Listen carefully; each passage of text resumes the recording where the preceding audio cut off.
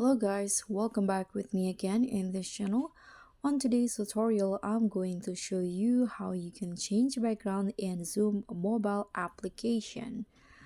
So this is how you can change background on Zoom app.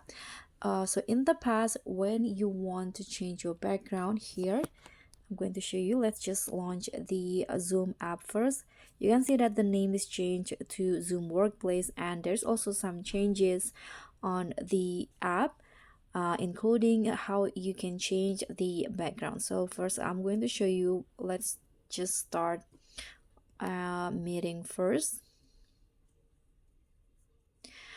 Okay, so here I'm still connecting. Let's